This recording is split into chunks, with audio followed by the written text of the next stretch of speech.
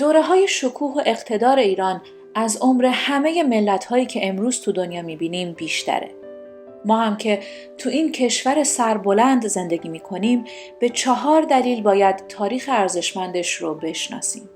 دلیل اول، تاریخ ایران مثل یک درمان برای خودکوچکبینیه.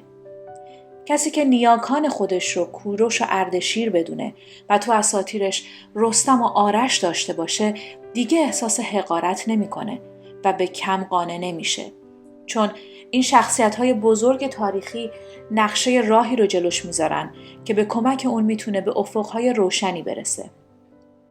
واسه همینه که عظمت هر تمدنی رو با میزان بزرگی مشاهیر اون میسنجن و شاید به همین دلیله که ایران ستیزان سعی میکنند این بزرگان ناشناخته بمونن.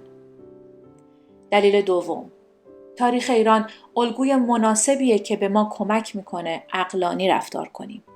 ایران تنها تمدنیه که تو کل تاریخش به خردورزی تاکید کرده و در ایران زمین از گاهان زرتشت تا تفسیر علامه طباطبایی همه جا تاکید بر عقلانیت رو میبینیم.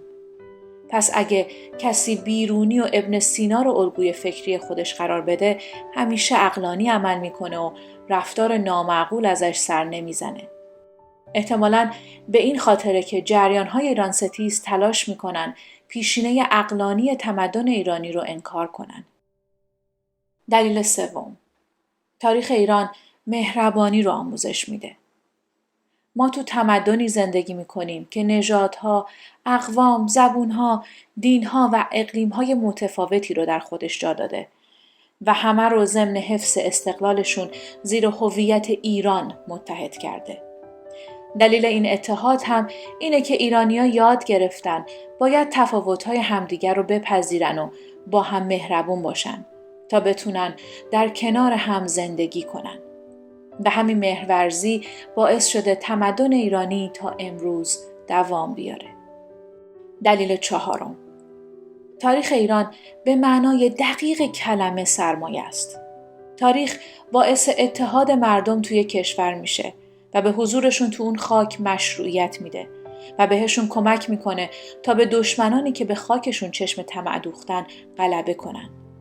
به همین دلیل کشورهای نوپا به جعل تاریخ دست میزنن و اصولاً تاریخ در جهان امروز منبعی برای تولید قدرت سیاسی و اقتصادیه و برخورداری از تاریخ مانند سکونت در سرزمین ضروریه و کسی که این نکته مهم و ندونه به راحتی آسیب میبینه. ایران بی اغراق مطلوب ترین گذشته رو در میون کشورهای امروز داره. تاریخی که همه سعی دارن تحریفش کنن یا تیکه‌ای ازش رو جدا کنن. اما جالب اینه که همونایی که تو رسانه هاشون تاریخ ایران رو بی ارزش نشون میدن همه تلاششون رو میکنن تا گوشه از اون رو مال خودشون کنن.